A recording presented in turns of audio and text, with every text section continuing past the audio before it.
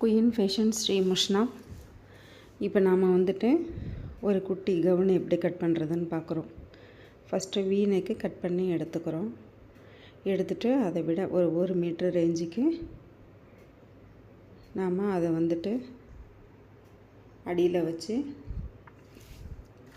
Neck டிசைனை அடித்து திருப்பிக்கிறோம். 3 கார்னர்லேயும் சின்ன சின்னதாக கட் பண்ணி விடுங்க. தையல் இருக்கிற வரைக்கும் திருப்பிட்டு அது மேலே ஒரு தையல் போடுங்க. கரெக்டாக அந்த வீநெக்கு கார்னரில் ஒவ்வொரு இடத்துலையும்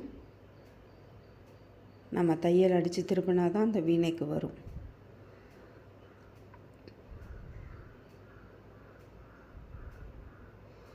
ஒரு குண்டூசி எடுத்து நமகராம அளவுக்கு துணியை வச்சுட்டு ஒரு ஃப்ளீட் எடுங்க. நேராக அதே மாதிரி 2வது ஃப்ளீட்டும் 3 ஃப்ளீட்டும் வச்சுக்கலாம். நம்ம விருப்பப்பட்டால் 4 ஃப்ளீட்டும் வச்சுக்கலாம். கீழே கிளாத்தையும் செக் பண்ணணும்.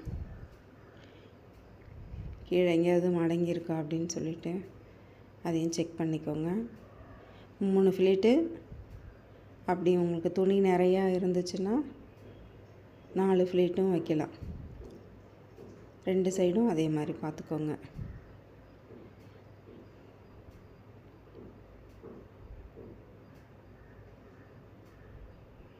நல்லா அழகாக அது சுருக்கம் எதுவுமே வரக்கூடாது.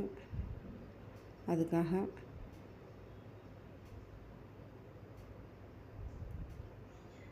நாலு ஃப்ளீட்டு மேக்ஸிமம் 4 ஃப்ளீட்டு வந்துச்சுன்னா டிசைன் பார்க்க அழகாக இருக்கும். இது சும்மா சின்ன குட்டி கவுனுக்கு தான், டாப் தான், குட்டி டாப் தான். கழுத்து சுற்றளவுலாம் ஒரு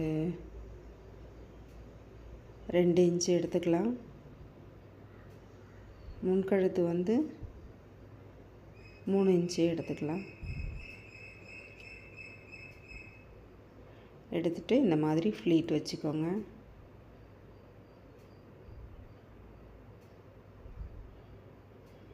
செக் பண்ணிக்கோங்க கரெக்டாக வந்திருக்கா அப்படின்னு.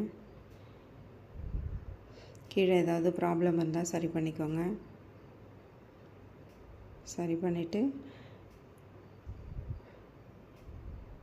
கரெக்டாக லைனிங் அளவு இருக்கு இல்லையா, அந்த அளவுக்கு ஒரு தையல் போட்டுக்கோங்க. கரெக்டாக சரி பார்த்துக்கணும், ஃப்ளீட்டு கரெக்டாக வச்சுருக்கோமா இல்லையா அப்படின்னு.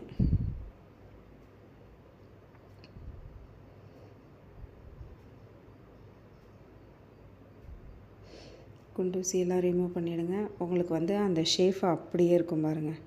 நம்ம எப்படி தைச்சோமோ அது அப்படியே இருக்கும், அழகாக இருக்கும்.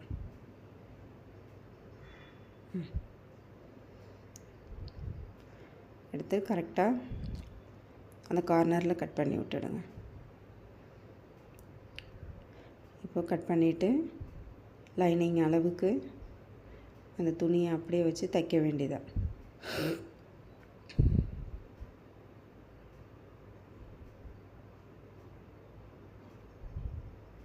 2 சைடும்.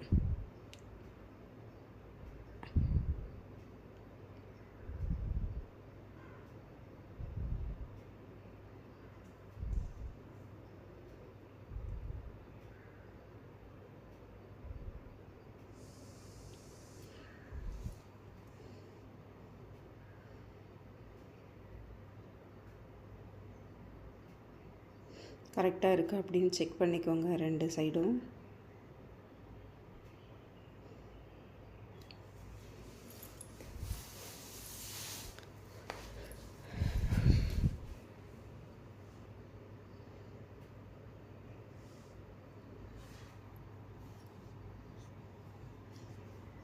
ஒரு 3.5 இன்ச்சுக்கு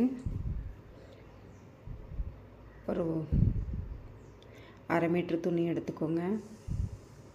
ஒரு லேஸ் ஒன்று, சும்மா முக்கோணம் லேஸு தான் வச்சுருக்கேன். அதில் நம்ம மடிச்சிருக்கோம் இல்லையா, அதில் லேஸை வச்சு தைங்க. தச்சுட்டு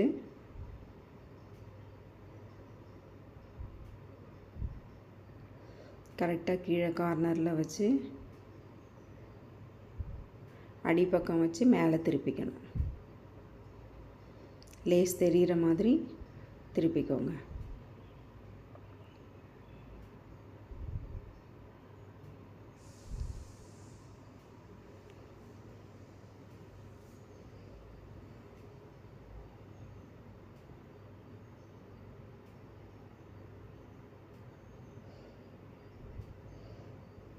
கழுத்துலேயும் லேஸ் வச்சுக்கோங்க. அந்த கார்னரில் மட்டும் கொஞ்சமாக அப்படியே குட்டியாக சின்னதாக ஒன்று மடிச்சிட்டிங்கன்னா உங்களுக்கு ஷேப் வரும். இல்லைன்னா அந்த ஷேப் வந்து வி ஷேப் வராது, அப்படியே ரவுண்டாக தான் காமிக்கும். அதனால் ஒவ்வொரு கார்னர்லேயும் என்ன பண்ணுறீங்க, சின்ன சின்னதாக மடிச்சுக்கோங்க. குட்டி குட்டியாக மடிச்சிக்கிட்டால் கொஞ்சம் அழகாக நீட்னஸாக வரும்.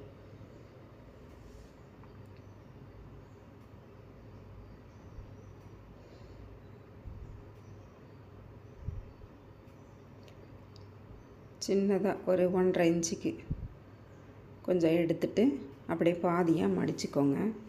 சரி சமமாக மடிச்சுட்டு சின்னதாக கேப்பு விட்டு நாம் தையல் போட்டுட்டு நூலை பிடிச்சி இழுத்தோம்னா அந்த ரவுண்டு ஷேப் வரும், அழகாக வரும்.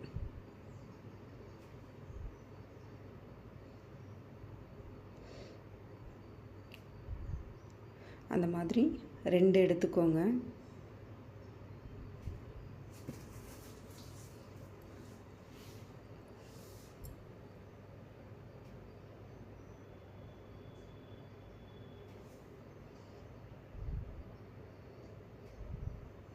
அது மாதிரி நல்லா ஸ்ப்ரிங்கு மாதிரி என்ன பண்ணுறீங்க, நூல் 2 பக்கமும் உள்ளே விட்டு இழுத்திங்கன்னா உங்களுக்கு அது அப்படியே கரெக்டாக வந்துடும்.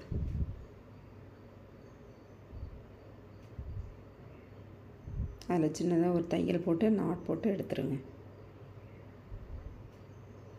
எடுத்துகிட்டு குட்டியாக ஒரு மணியை வச்சு அதில் வச்சு தைச்சிடுங்க.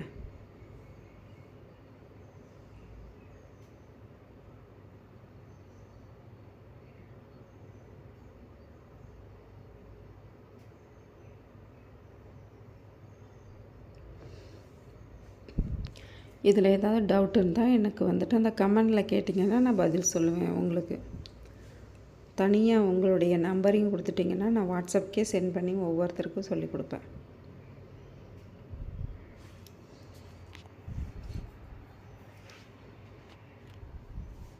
சென்டரில் வச்சு ஒரு தையல் போட்டுருங்க. இதே அளவு பேக் நெக்கும் எடுத்து கட் பண்ணிவிட்டு கவுன் மாதிரி பேக் சைடில் வந்துட்டு அப்படியே ப்ளைனாக தான் இருக்கும். இதே அளவுக்கு ப்ளைனாக எடுத்துக்கணும். எடுத்துட்டு ஸ்டிச் பண்ணிவிட்டு கையை வச்சு ஜாயின் பண்ணிவிட்டு பார்த்திங்கன்னா கவுனு ரெடி ஆகிடும். ஒரு சின்ன குழந்தைக்கு தான் இது.